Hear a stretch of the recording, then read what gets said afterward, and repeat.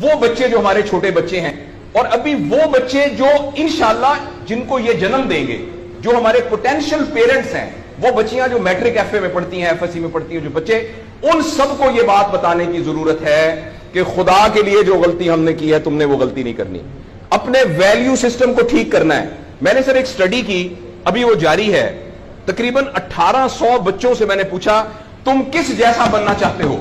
اور یہ 8 سال سے کم عمر کے بچے کے۔ آپ یقین کریں بچوں نے جو کہا وہ یہ کہا میں میسی کی طرح بننا چاہتا ہوں جو فٹ بالر ہے، کسی نے کہا میں عاطف اسلم کی طرح بننا چاہتا ہوں، کسی نے انڈیا کے اداروں کا نام لیا، کسی نے نہیں کہا میں ابو بکر کی طرح بننا چاہتا ہوں، کسی نے نہیں کہا میں حضرت علی کی طرح بننا چاہتا ہوں، کسی نے نہیں کہا میں قائد اعظم کی طرح بننا چاہتا ہوں، کسی نے نہیں کہا میں عبدالستار ایدھی کی طرح بننا چاہتا ہوں۔ ایک بچی نے صرف کہا کہ میں حضرت فاطمہ کی طرح۔ میں نے اپنے یوٹیوب چینل پہ اس کا بچی کا انٹرویو لایا، چھوٹی سی بچی نے کہا میں پارک میں پھر رہی تھی، میں نے کہا بیٹا تم کیا بننا چاہتی ہو؟ کہتی میں حضرت فاطمہ کی طرح بننا چاہتی ہوں۔ تو میرے دوستو،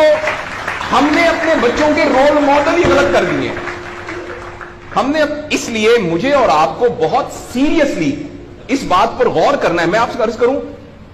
ساؤتھ افریقہ میں تتلیاں ختم ہو رہی ہیں، لہٰذا تتلیوں کی نسل کو بچانا بڑا ضروری ہے۔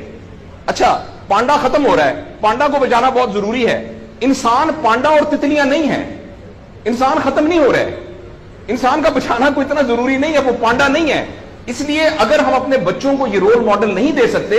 تو مہربانی کر کے بچے نہ پیدا کریں، لیکن اگر ہم نے اپنی اولاد پیدا کرنی ہے تو وہ اولاد وہ پیدا کرنی پڑے گی اور اس کی وہ تربیت کرنی پڑے گی جن کا رول ماڈل وہ ہو جو حضرت عمر تھے، جو حضرت ابو بکر تھے، جو حضرت علی تھے، جو فاطمہ تھی، جو زینب تھی، جو خدیجہ تھی رضوان رضی اللہ عنہا۔ یہ ہمارے رول ماڈل ہمیں پیدا کرنے پڑیں گے، اور یہ تب ہوگا جب ہمارے اندر سے یہ دو چیزیں ختم ہوں گی۔ نمبر ایک، ہم پیسے کی بنیاد پر اپنے آپ کو بڑا نہ سمجھیں، اور دوسرا یہ کہ ہم فرد کو فرد کے لیے تیار نہ کریں، فرد کو معاشرے کے لیے تیار کریں۔ میرا بیٹا تو 1100 میں سے 1100 نمبر لے کے ڈاکٹر بن کے ایک جگہ پر اسسٹنٹ پروفیسر لگا ہوا ہے، معاشرے کو کیا فائدہ ہوا ہے؟ اور ہم میں سے آپ سوچیں کہ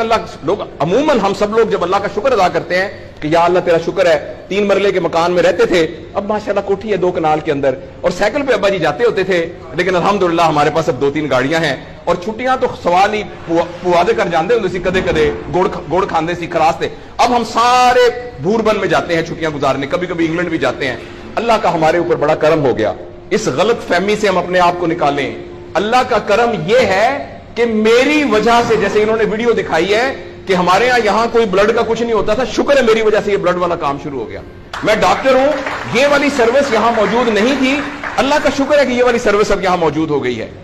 اللہ کا شکر ہے یہ ہو رہا ہے۔ سروس اورینٹڈ جب تک ہم اپنے بچوں کو نہیں ڈیولپ کریں گے، اس وقت تک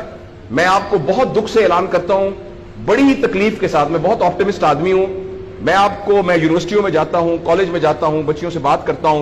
کرتا ہوں، اگر ہم نے اگلے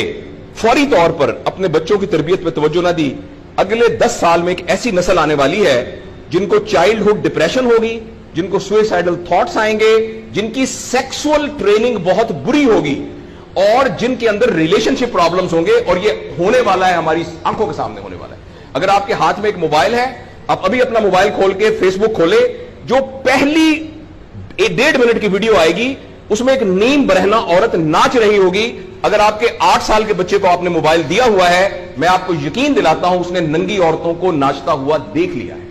اور وہ سارے ایکٹ جن کو منہ سے بیان کرتے ہوئے ہمیں شرم آتی ہے، وہ آپ کے 8 سال کا بیٹا اور 8 سال کی بیٹی دیکھ چکی ہے۔ اس سارے میں ایز اے پیرنٹ ہماری بہت رسپانسبلٹی ہے کہ ہم اس میں انٹروین کریں اور ان کو فزیکل ٹائم دیں، اور ٹائم دے کے ہم یہ 2 چیزوں پر مینلی کام کریں، تو انشاءاللہ العزیز ہمیں امید ہے کہ معاشرہ بچ جائے گا۔